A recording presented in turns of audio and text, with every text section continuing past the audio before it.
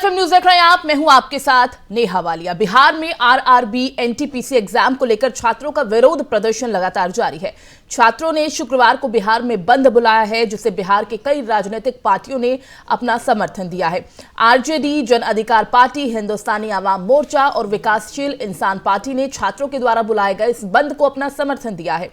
पटना में शुक्रवार सुबह से ही छात्र सड़क पर आ गए हैं। ये छात्र आरआरबी, एनटीपीसी, सीबीटी 2 और ग्रुप डी सीबीटी 1 परीक्षा में धांधली का आरोप लगाकर विरोध प्रदर्शन कर रहे हैं।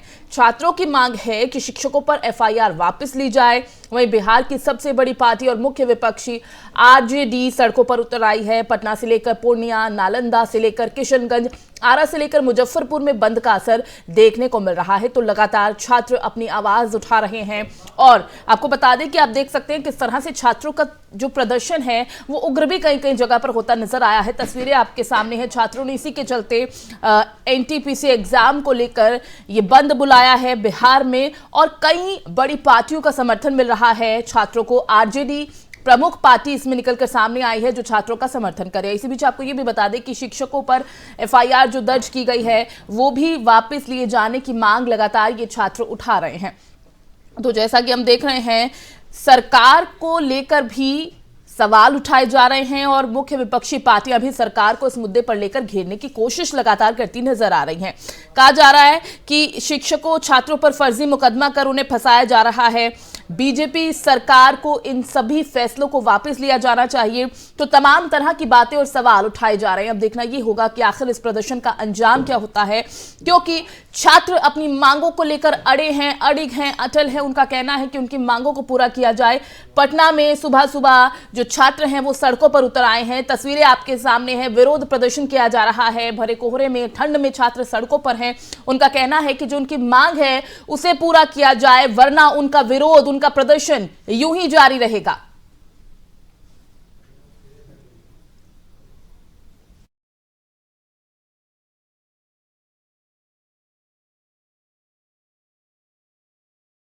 तो जहां एक तरफ छात्र संगठनों ने आज बिहार में बंद का ऐलान किया है, वहीं पटना के मशहूर टीचर और यूट्यूबर खान सर ने एक वीडियो जारी कर छात्रों से शुक्रवार को किसी भी तरह का प्रोटेस्ट या प्रदर्शन नहीं करने की अपील की है।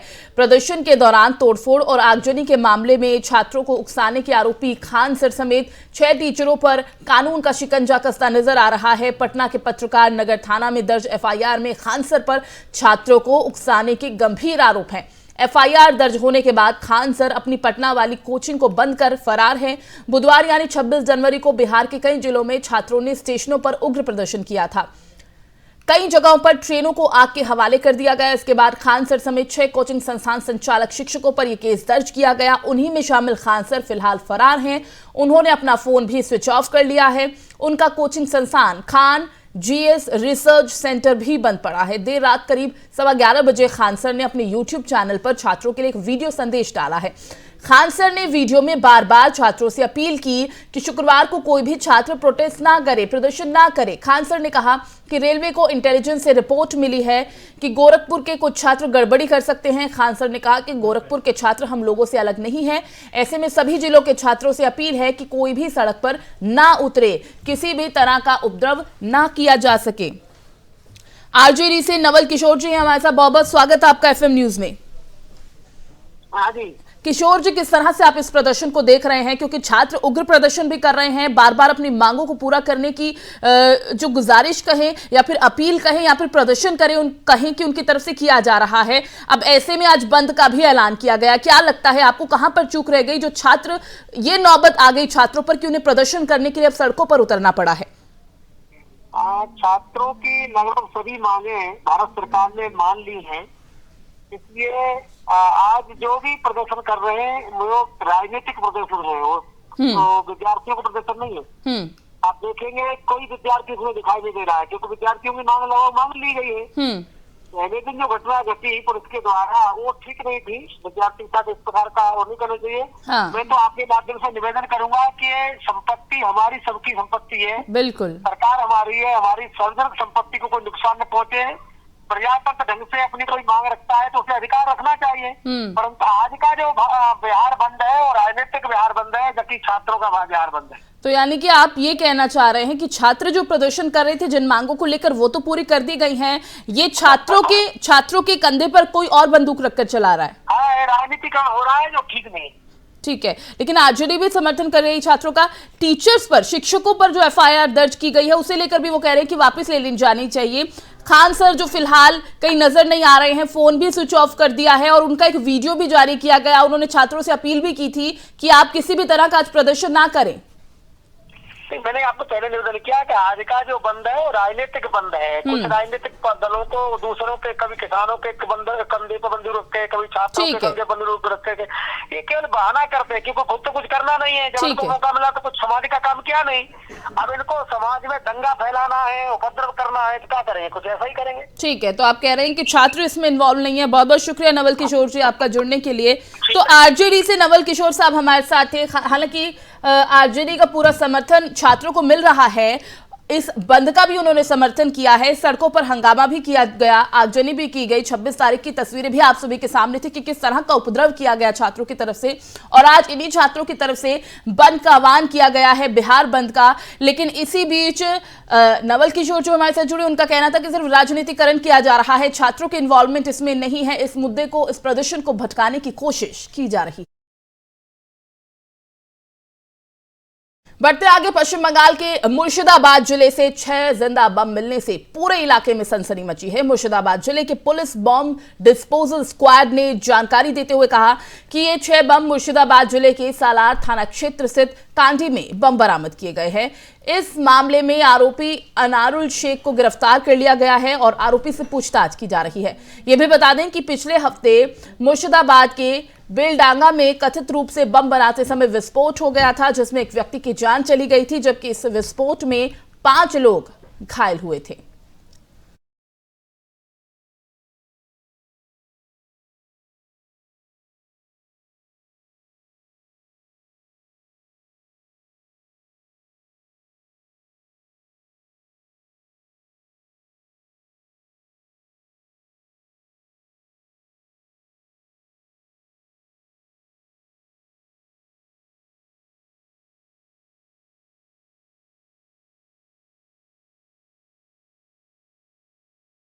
और वहीं पंजाब विधानसभा चुनाव में कांग्रेस के अंदर मुख्यमंत्री चेहरे को लेकर मचे घमासान पर अब विवाद थम सकता है और माना जा रहा है कि कांग्रेस आलाकमान की तरफ से सीएम उम्मीदवार का नाम लगभग तय कर लिया गया है। सूत्रों का कहना है कि विधानसभा चुनाव में किसी भी तरह के नुकसान से बचने के लिए पार्टी आलाकमान की तरफ से मुख्यमंत्री चरणजीत सिंह चन्नी के नाम का ऐलान अगले कुछ दिनों में किया जा सकता है।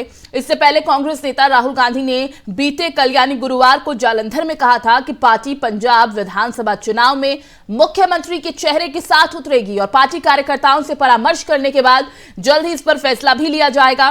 पंजाब विधानसभा चुनाव के लिए अगले महीने 20 फरवरी को वोटिंग होगी। सूत्रों के मुताबिक सीएम चन्नी के 100 दिन के काम को पार्टी ने चयन का आधार बनाया है। चन्नी के आक्रामक काम की वजह से कांग्रेस की स्थिति ठीक हुई है और राहुल गांधी ने जालंधर डिजिटल रैली को संबोधित करते हुए कहा कि मुख्यमंत्री चरणजीत सिंह चन्नी और प्रदेश कांग्रेस अध्यक्ष नवजोत सिंह सिद्धू ने उन्हें आश्वासन दिया है कि जो भी मुख्यमंत्री का चेहरा होगा उसका वो समर्थन करेंगे। पिछले कुछ हफ्तों में चन्नी और सिद्धू दोनों ने प्रत्यक्ष या अप्रत्यक्ष रूप से पार्टी के मुख्यमंत्री चेहरे के रूप में घोषित किए जाने की इच्छा जाहिर की है। अमरिंदर सिंह को मुख्यमंत्री पद से हटाने और चन्नी के पद संभालने के बाद भी पार्टी में मतभेद कायम है और इससे पहले दिन में राहुल गांधी पार्टी के उम्मीदवारों के साथ अमृतसर में स्वर्ण मंदिर पहुंचे और माथा टेका। उस दौरान की तस्वीरें आपके सामने हैं।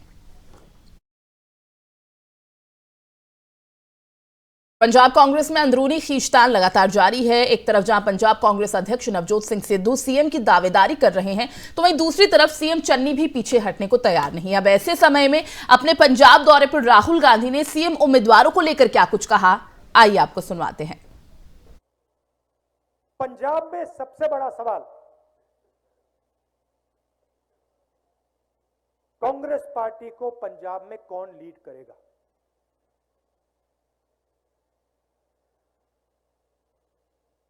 और दोनों ने मुझे आश्वासन दिया और मैं बहुत खुश हुआ कि देखिए, 2 लोग तो लीड नहीं कर सकते, एक ही व्यक्ति लीड करेगा। और दोनों ने मुझे कहा, जो भी लीड करेगा, कसम खा के दूसरा व्यक्ति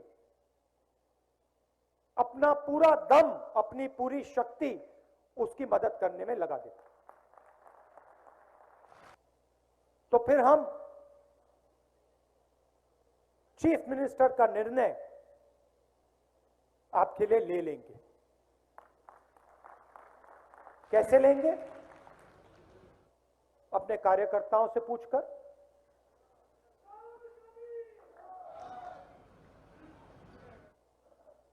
अपने कार्यकर्ताओं से पूछकर,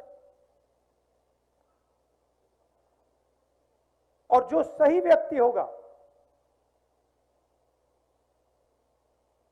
वो पंजाब को आगे ले जाए। दूसरी तरफ दिल्ली के सीएम अरविंद केजरीवाल ने पंजाब दौरे के दौरान अमृतसर में कांग्रेस और अकाली दल पर जमकर निशाना साधा। उन्होंने दोनों पार्टी पर पंजाब को लूटने का आरोप लगाया है। क्या कुछ उन्होंने कहा वो भी आपको सुनवाते हैं।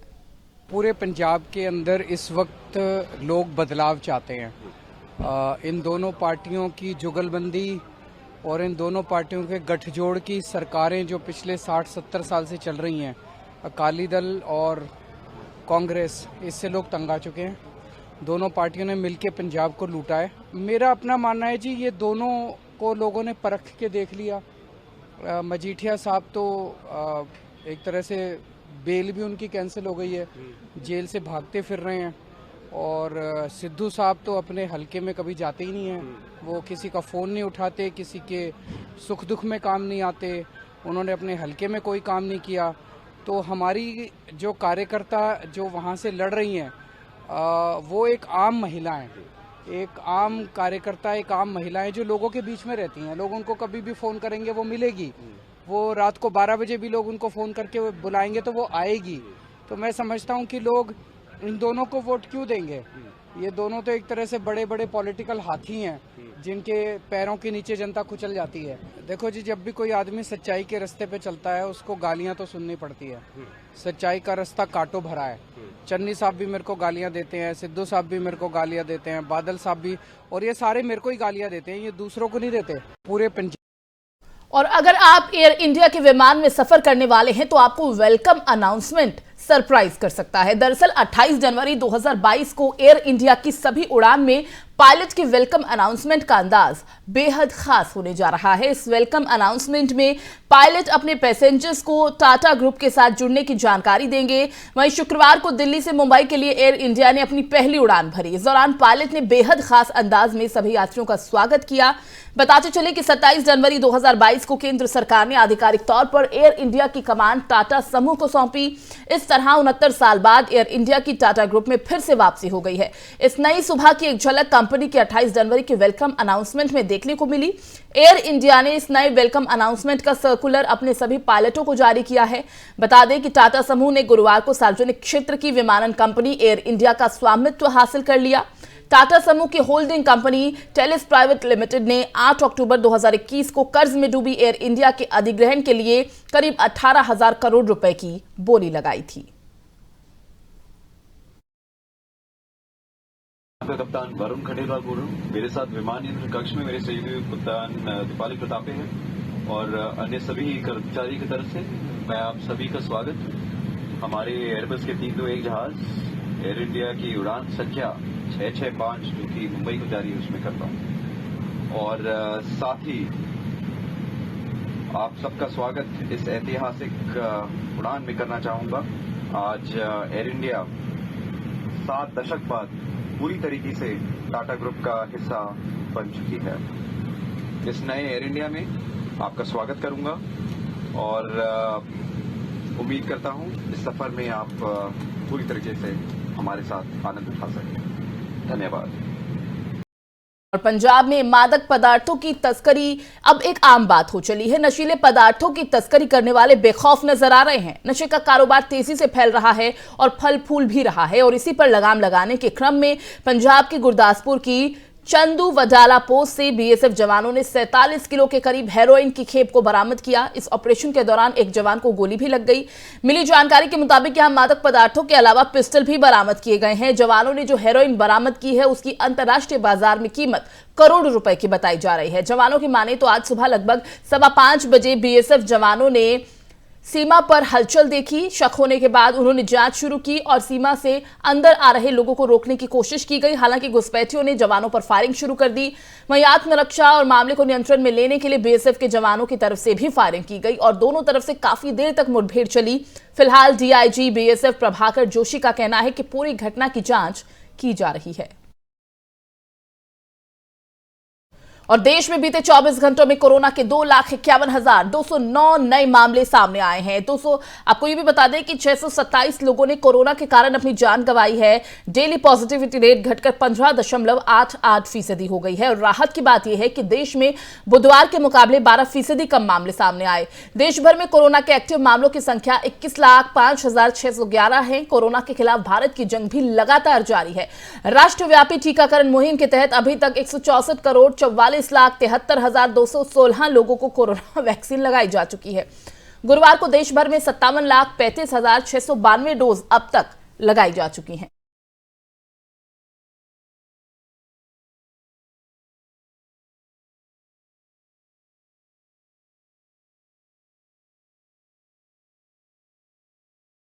और पाकिस्तान के राष्ट्रीय सुरक्षा सलाहकार मोईद यूसुफ ने कहा है कि इस्लामाबाद काबुल में मौजूदा तालिबान सरकार को लेकर पूरी तरह आशावादी नहीं है, क्योंकि युद्धग्रस्त देश में अभी भी संगठित आतंकवादी नेटवर्क सक्रिय है और अफगानिस्तान की भूमि का इस्तेमाल अभी भी पाकिस्तान के विरुद्ध हो रहा है। मोईद यूसुफ ने विदेशी मामलों के लिए नेशनल असेंबली की स्थायी समिति को बृहस्पतिवार को अफगानिस्तान के मौजूदा हालात पर जानकारी देते हुए ये बात कही है। उन्होंने प्रतिबंधित संगठन तहरीक-ए-तालिबान पाकिस्तान के अफगानिस्तान में मौजूदगी से पाकिस्तान को उत्पन्न हुए खतरे के बारे में भी बात की। मोईद यूसुफ ने कहा कि संगठित आतंकवादी नेटवर्क अभी भी अफगानिस्तान में काम कर रहे हैं और अफगानिस्तान की जमीन का इस्तेमाल अभी भी पाकिस्तान के खिलाफ किया जा रहा है। यह भी कहा कि पाकिस्तान अफगानिस्तान में तालिबान सरकार को लेकर पूरी तरह आशावादी नहीं है और तालिबान के सत्ता में आने से सभी समस्याओं के पूर्ण समाधान की उम्मीद नहीं की जानी चाहिए। पाकिस्तान के राष्ट्रीय सुरक्षा सलाहकार का यह बयान काफी अहम माना जा रहा है। अफगानिस्तान में तालिबान के सत्ता में आने के बाद से पाकिस्तान में कई आतंकवादी हमले हो चुके हैं। इस बुलेटिन में फिलहाल बस इतना ही। बाकी खबरों के लिए आप देखते रहिए एफएम न्यूज। दीजिए इजाजत। नमस्कार।